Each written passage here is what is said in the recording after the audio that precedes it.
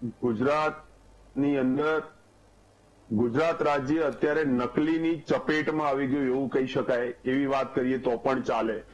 કારણ કે દૂધ નકલી, પનીર નકલી, ઘી નકલી, મીઠાઈઓ નકલી, આ ખાવા પીવાની વાત છોડીએ તો સરકારી અધિકારીઓ નકલી, પીએમઓનો અધિકારી નકલી, સરકારી કર્મ કચેરીઓ નકલી, બધું જ નકલી. હવે તો ખાલી માત્ર ગુજરાત રાજ્યના સીએમ નકલી બનવાના બાકી રહ્યા છે અને દેશના પ્રધાનમંત્રી નકલી બનવાના બાકી રહ્યા છે. કાં તો આવનાર દિવસમાં એવું બી સાંભળવા મળશે કે રાજ્યની બહાર કોઈક જઈને કહેશે કે હું અહીંનો ગુજરાતનો સીએમ છું, હું નકલી છું.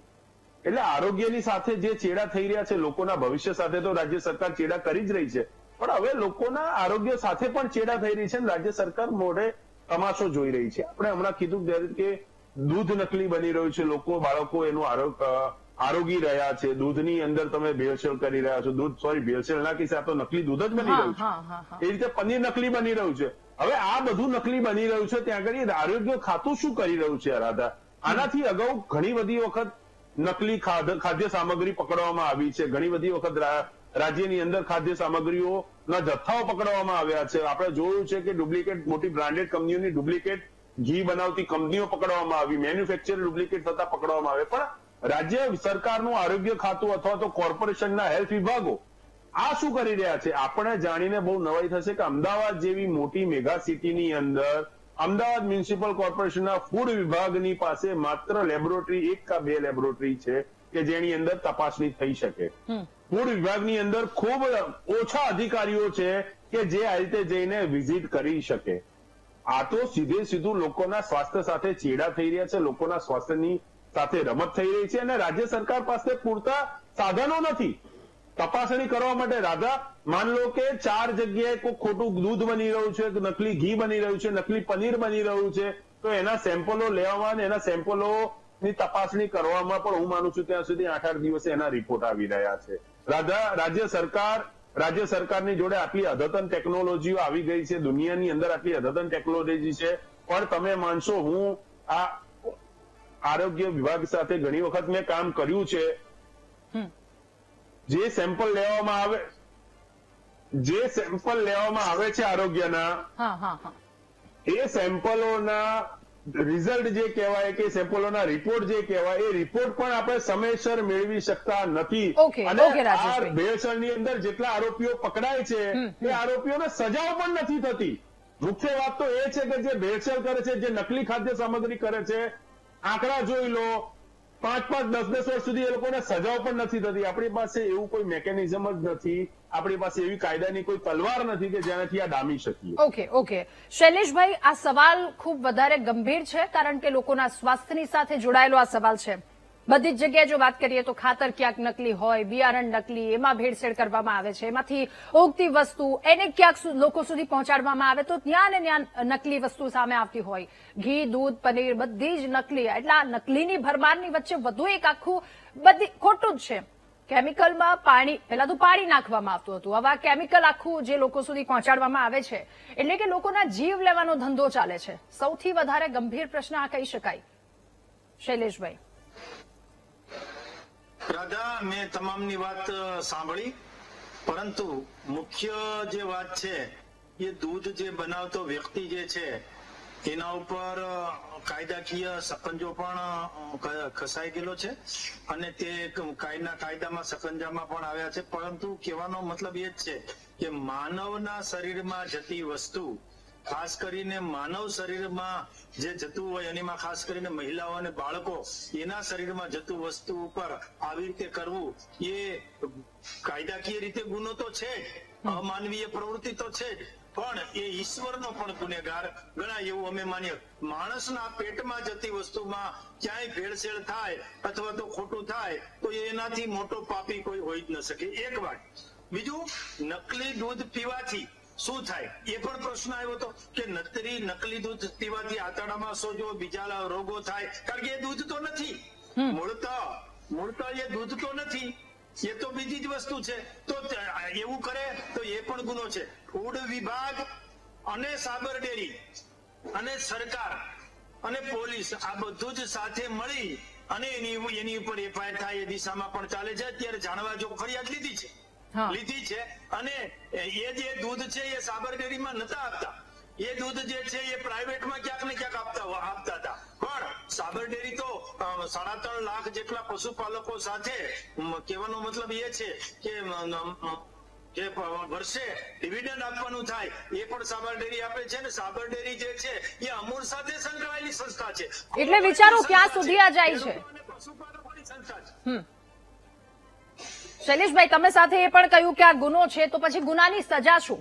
અત્યાર સુધી કેટલા લોકોને કેવી રીતે સજા આપવામાં આવી છે? કયું કાયદાકીય કાર્યવાહી તો એના પર થઈ છે, પણ લોકો સુધી દૂધ પણ પહોંચી ગયું છે ને, લોકો સુધી આ ઝેર પણ પહોંચી ગયું છે. એ હિંમત ક્યાંથી આવી એનામાં?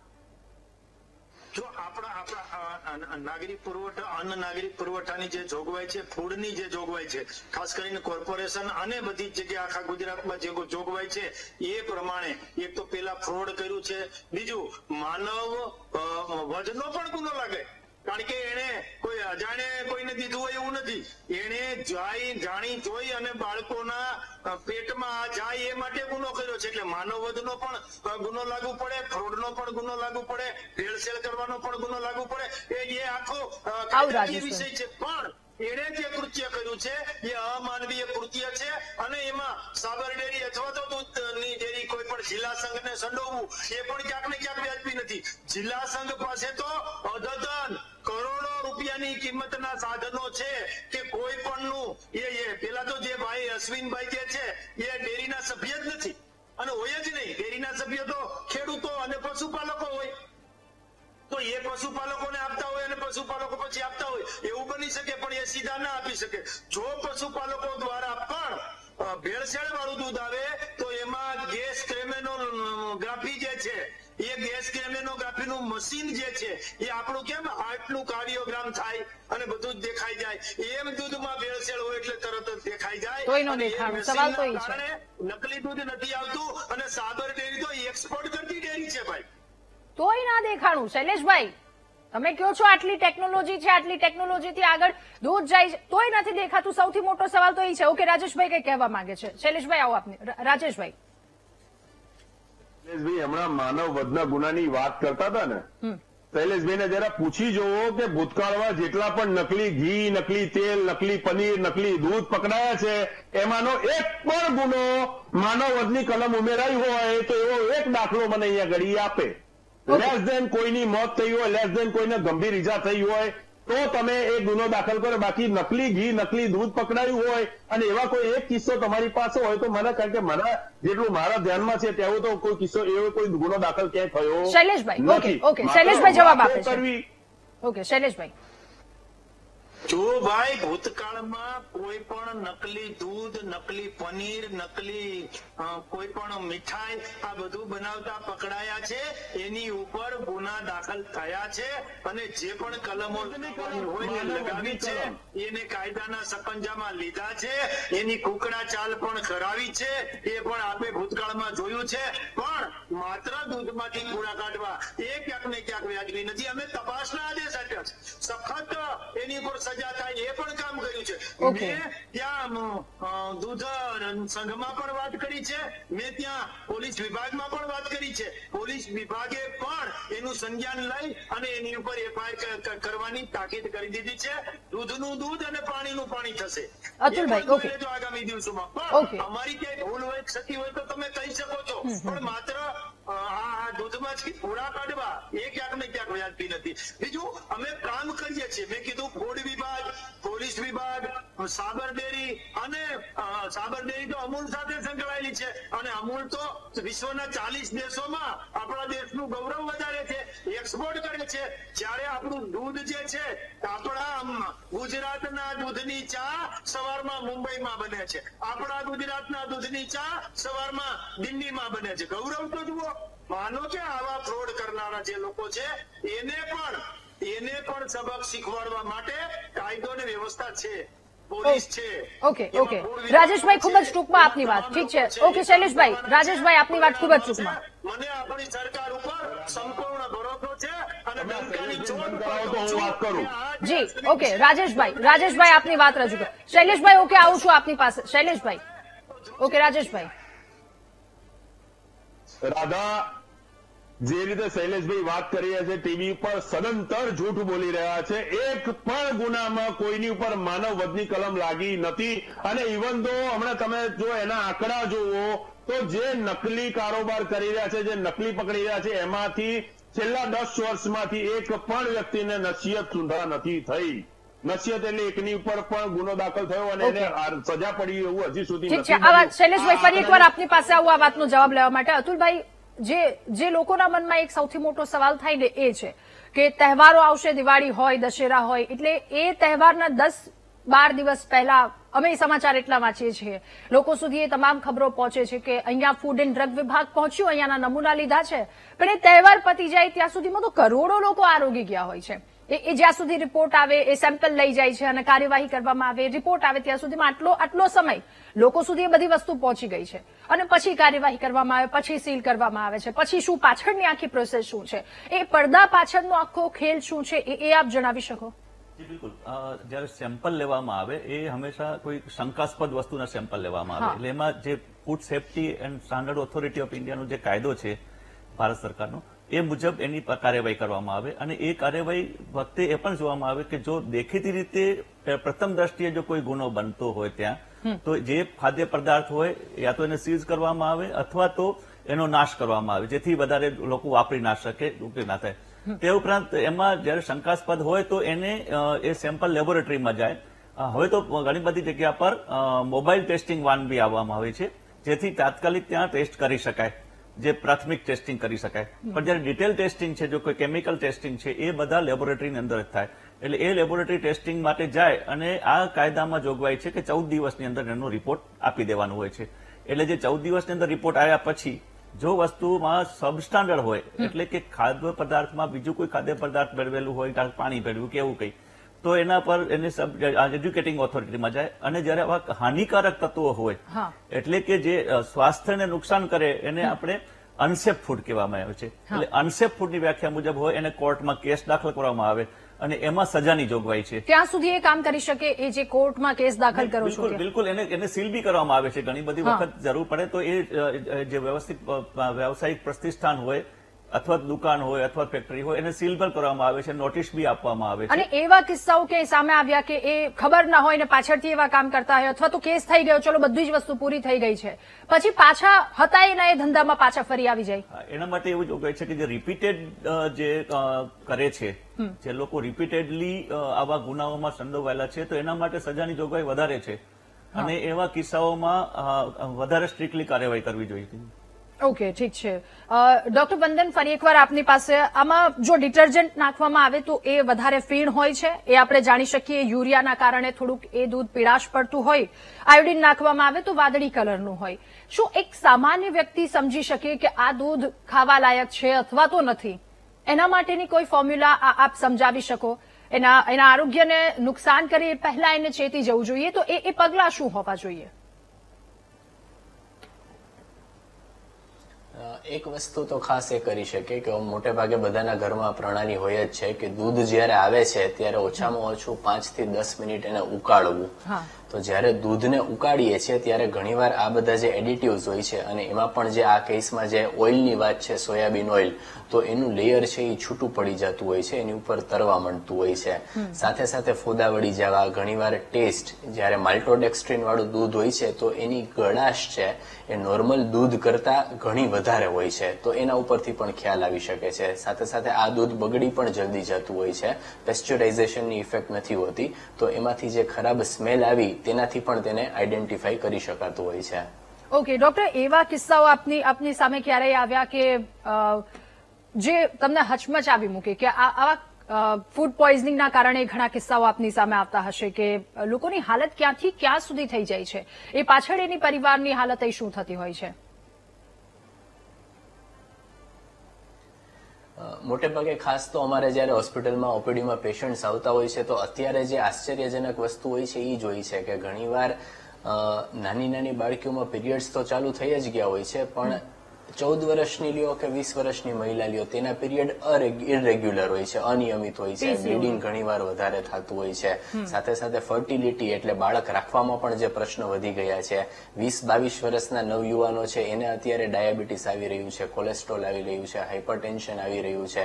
તો બેઝિકલી એક સ્પેક્ટ્રમ જોવા જઈએ તો આ બધા લાઇફસ્ટાઇલ અને મેટાબોલિક રિલેટેડ ડિસીઝ કહેવાય કે એમાં કોઈ એક કારણ નથી હોતું, પણ એ છે એ તમારી જીવનશૈલી, રહેણીકરણી છે એની સાથે ખૂબ સંકળાયેલા હોય છે. અને જ્યારે લાંબા ટાઈમ સુધી આવું ઝેર જાય છે તો એ ઝેરની અસર છે એ આ રીતે ધીરે ધીરે દેખાતી હોય છે. અને તેમાં પણ ખાસ કરીને મોટે ભાગે આપણે જોવા જઈએ તો દૂધ છે એ મેક્સિમમ બાળકો એમને આપવામાં આવતું હોય છે. તો આવું દૂધ જ્યારે બાળકો લે છે તો બાળકોની ઇમ્યુનિટી મળતી નથી, ઇમ્યુનિટી ઓછી થાય છે. એટલે ખાસ હવે જે નવી પેઢી છે તો તેમાં વારંવાર એલર્જીક રિએક્શન છે, ખોરાકથી એલર્જી, વારંવાર સતત શરદી રહેવી, રોગ પ્રતિકારક શક્તિ ઘટી જવી, સ્કિનના બધા ડિસીઝ થવા, આ બધું ખૂબ વધારે જોવા મળતું હોય છે. ઓકે રાજેશભાઈ, ફરી એકવાર આપની પાસે, જેને અમૃત માનવામાં આવે છે, આપણે ત્યાં તો દૂધની નદીઓ વહેતી હતી જે તે સમયમાં, પણ સામે જો એક રિયાલિટી જોવા જઈએ તો ભારત એ દૂધ ઉત્પાદનનો સૌથી પહેલા નંબર પર આવતો દેશ છે. હવે એમાં જેટલી સામે અછત પણ છે, એટલે એ અછત અને દૂધ ઉત્પાદનમાં બંને વચ્ચેની જે ખાઈ છે એ ખાઈ પૂરવી વધારે આવશ્યક છે. અને જ્યાં સુધી નહીં પુરાય ત્યાં સુધી આવા ખિસ્સા ભરવાના ધંધા કરનારા છે એ લોકો રસ્તા આવી રીતે ફરતા રહેશે. શું પગલાઓ હોવા જોઈએ અને આવા કેટલા કેસ આપે વિપક્ષ તરીકે લોકોની સામે મૂક્યા છે અથવા તો લોકોની પડખે ઉભા રહી અને ત્યાં સજા અપાઈ છે? રાધા, સૌથી પહેલા તો જો ખરેખર આપણે આવી બધી નકલી પ્રવૃત્તિઓ રોકવી હોય એટલે આપણે આપણા કાયદાઓને થોડા કડક કરવા પડે. અને જે સાંઠગાંઠિયા અધિકારીઓ સાથે જે સાંઠગાંઠ આવા નકલી લોકોની હોય છે, આ નકલી દૂધ વેચાતું, એટલે રાધા આપણે એવું ક્યાંય ના માની શકીએ કે એમના મતે વેચતા હશે. કોઈના કોઈ અધિકારીની, કોઈના કોઈ નેતાની એમની પર મીઠી નજર હશે જ. કારણ કે આટલું મોટું સાહસ કરવું, બિલકુલ નકલી વેચવું, એટલું સહેલું નથી. સાબર ડેરી જેવી ડેરીની અંદર આ દૂધ જવું એ બી કોઈ સહેલું નથી.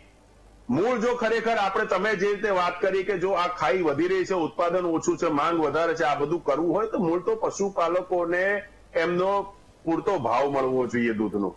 પશુપાલકોને સબસિડી આપવી જોઈએ, પશુપાલકોને એમને જે પણ સરકારથી રાહત મળવી જોઈએ, રાહત મળવી જોઈએ, જેથી એ એમનું ઉત્પાદન વધારી શકે અને આપણી ડિમાન્ડને પૂરી કરી શકે.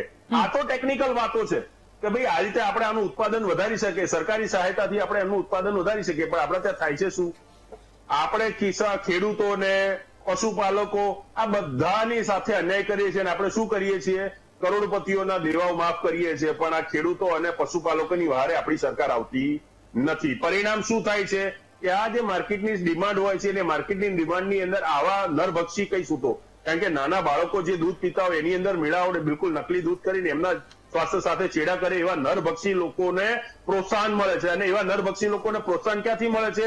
આ ભ્રષ્ટાચારની અંદર સંડવાયેલા અધિકારીઓ, નેતાઓ, સત્તાની અંદર રહેલા કોઈને કોઈ એમના એવા આકા હોય છે કે જે એમને પ્રોત્સાહન પૂરું પાડતા હોય કે તું તારે વેપાર કર, અમે તારી સાથે છીએ. અને બીજા આપણા ત્યાં કાયદાઓની કમી છે.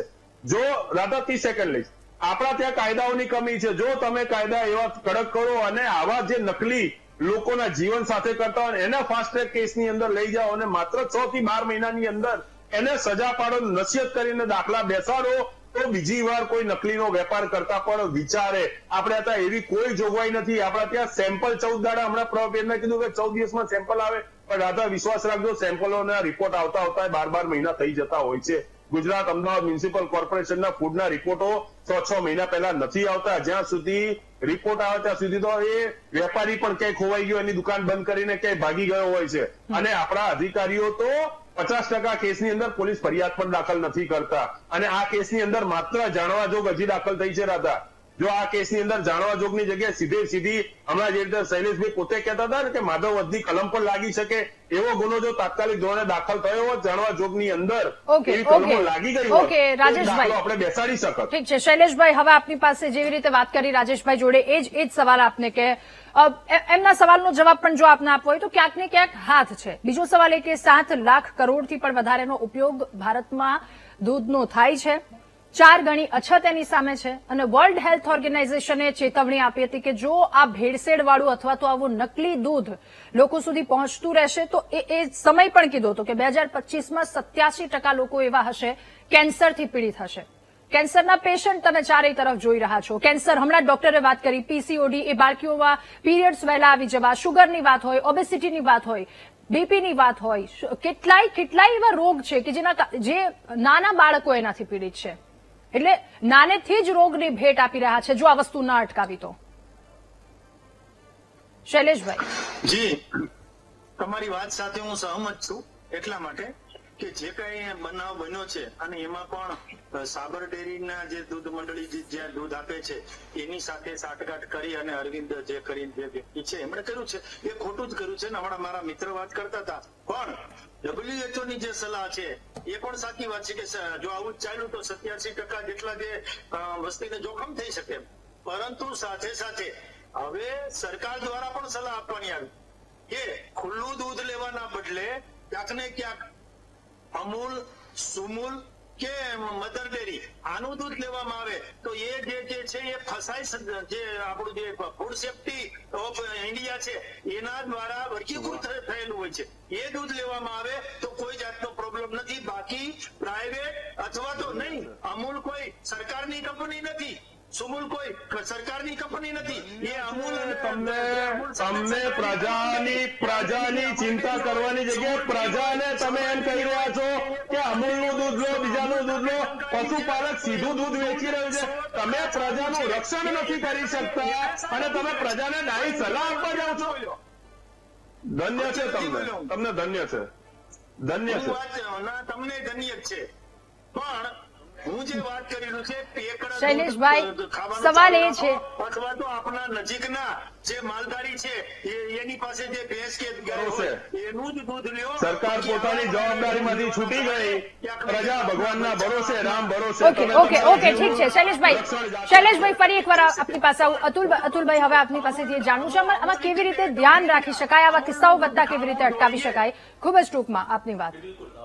ઘણા બધા જોખમ હોય છે જયારે દૂધ લૂઝમાં વેચાતું હોય ત્યારે. જે આ એક વસ્તુ હતું કે આ નકલી દૂધ છે, ઇવન નકલી ના હોય તો પણ એમાં હાઇજીનના પ્રોબ્લેમ હોય છે. ઘણી વખત એમાં કોઈ પશુમાં રોગ આવે તો એના કારણે પ્રોબ્લેમ હોય છે. જેમ ડોક્ટર સાહેબે કહ્યું એ પેલા ઉકાળીને પીવું પડે દૂધ. અને એ જયારે ડેરીમાંથી દૂધ આવે છે ત્યારે એ પેસ્ચ્યુરાઇઝ થઈને આવે છે. એટલે પેસ્ચ્યુરાઇઝ મિલ્ક હોય છે ત્યારે એમાં જે બેક્ટેરિયા હોય છે, જે હાનિકારક બેક્ટેરિયા હોય છે એ રિમૂવ થઈ જતા હોય છે. એટલે આપણે જે ત્યાં સારી ડેરીઓના દૂધ ઉપલબ્ધ હોય તો એ પેકિંગ વાળું લેવાનું આગ્રહ રાખવું જોઈએ. લૂઝ દૂધમાં જો આપણે વિશ્વાસપાત્ર હોય તો જ લેવું જોઈએ. અને અધરવાઇઝ તો શું છે કે આ બધા ટેસ્ટિંગ થાય છે એ બધું ડેરીની અંદર થતા હોય છે અને એના કારણે આપણે થોડો વિશ્વાસ આપણે ડેરી પર રાખી શકીએ છીએ. ઓકે, આના પર શું થઈ શકે? આજે કેસ સામે આવ્યો છે, મેટ્રોડેક્સિન પાવડરનો ઉપયોગ કરતો હતો અને એ દૂધ તો હતું જ નહીં, પાણીમાં પાવડરનો ઉપયોગ, એ કેમિકલ, અને એ તો શું થઈ શકે? વધુમાં વધુ શું થઈ શકે? એમાં સજા થઈ શકે. આ માલ્ટોડેક્સ્ટ્રીન સાથે થયા પછી એના પર ફૂડ સેફ્ટી એક્ટમાં જ એની જોગવાઈ છે કે આરોગ્યને હાનિકારક જે બી હોય એને એ લેબોરેટરીમાંથી અનસેફનો રિપોર્ટ આવે અને એ રિપોર્ટ આવ્યા પછી એના પર કાયદેસરની કાર્યવાહી થાય અને કોર્ટમાં એને સજા થવાની જોગવાઈ છે જ એમાં. ઓકે. પણ એ કેસ ચાલે કેટલા વર્ષો સુધી છે એનો એક સવાલ રહે છે. હા, ઓકે સર. શૈલેષભાઈ, હવે આપની પાસે ઘણા બધા લોકોની આશાભરી નજર છે કે આમાં કાર્યવાહી કરવામાં આવશે અને એવા કિસ્સા બેસાડો કે જેના કારણે બીજા એકેયની હિંમત એવી ન થાય કે આવી રીતે ખુલ્લેઆમ લોકોના આરોગ્ય સાથે ચેડા કરે, ખુલ્લેઆમ લોકો સુધી ઝેર પહોંચાડે. એ ડર નથી, અને ડર નથી એના કારણે આવા કિસ્સા ભરનારા લોકો ફરી રહ્યા છે. ખૂબ જ ટૂંકમાં શૈલેષભાઈ. પાણીમાં કદાચ એ દૂધમાં પાણી મિક્સ હોય, ડિટર્જન્ટ મિક્સ હોય, યુરિયા મિક્સ હોય, હમણાં તેમને કીધું એવા પાવડરો મિક્સ હોય. આવી બધી જ બાબતો જયારે માનવ શરીરની અંદર જતી હોય એવા કિસ્સાઓમાં સરકાર ખૂબ જ કડક રીતે કામ કરે છે અને આવા લોકોની ઉપર મેં માનવ વધનો ગુનો ફરીથી કહું છું, એ ગુનો લગાવવો જોઈએ એવું ફરીથી હું કહું છું. કોંગ્રેસને જે લાંછનો લગાવવા હોય લગાવે, પણ અમે માનવથી મોટું કોઈ નથી ભાઈ. સૃષ્ટિ ઉપર માનવથી મોટું કોઈ નથી. વચ્ચે નહીં. માનવથી મોટું હું કોઈ તમને નથી એવું અમે તમારો માનીએ પ્રશ્ન છીએ. પૂછું કે અને તમે લગાવશો માનવના ક્યારે? પેટમાં જતું હોય એની યાર સાથે ચેડા કરે એના માટે જો SSI જે છે ફસાય એ ફસાયનો માર્ગો ન હોય. શૈલેષભાઈ, તમે લગાવવાનું કહો છો પણ તમે કલમ લગાવતા પણ નથી ને. તમે એવો કોઈ ગુનો દાખલ કર્યો છે ખરો આ દિવસ સુધી?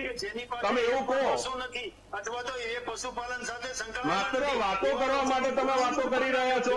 અને આના ઉપર ફૂડ વિભાગ પણ કેસ કરવાનો છે, પોલીસ તંત્ર પણ જે કેસ કરે એની ઉપર કાર્યવાહી કરવાનો છે. પછી કાયદાનું કામ કરશે ને એને Okay. જેલના સળિયાની પાછળ જવું પડશે, એની કુકડા ચાલ થશે. અમારે ભાઈ નેતા કોંગ્રેસ રાજેશભાઈ, અમારે માત્ર વાતો નથી કરવાની, અમારે કામ તમે વાતો કરીને કરી રહ્યા છો ટીવી પર આવીને. FIR કરવાની. તમારી પાસે કોઈ કામ નથી થઈ રહ્યું. પ્રજાને તમે તો સલાહ આપી રહ્યા છો કે પોતાનો જીવ પોતાના પડી જાતે સાચવજો. ભારતીય જનતા પાર્ટીના રાજમાં દૂધ નકલી, પનીર નકલી, સરકારી કર્મચારીઓ નકલી, નકલી PM, નકલી કચેરી, રાજ્યમાં દરેક સંસ્થાઓમાં નકલી. શૈલેષભાઈ, રાજેશભાઈ. સરકાર નકલી છે. તમે જે રીતે સરકાર ચલાવી રહ્યા છો એ નકલીમાં ચલાવી રહ્યા છો ભાઈ. તમે વિરોધમાં જ રહો. તમે નકલી ચલાવી, વિરોધ તો પ્રજા હવે તમારો કરી રહી છે. શૈલેષભાઈ, રાજેશભાઈ, મારી પાસે સમયનો પણ અભાવ છે. ઠીક છે, હવે રાહ જોઈ રહ્યા છે સૌ કોઈ કે આના પર શું કાર્યવાહી કરવામાં આવે છે અને કેવી કડક કાર્યવાહી કરવામાં આવે છે કે જેનાથી આવા બજારમાં ફરી રહ્યા છે એના પર અંકુશ આવે. આપ સૌનો ખૂબ આભાર મહામંથનમાં અમારી સાથે જોડાવા બદલ, આ મુદ્દા પર ચર્ચા કરવા બદલ. તો આવા માફિયાઓ જે બજારમાં ફરી રહ્યા છે એના પર અંકુશ લાવવાની જરૂર છે, કારણ કે આવનારા ભવિષ્ય સુધી ઝેર પીરસાઈ રહ્યું છે.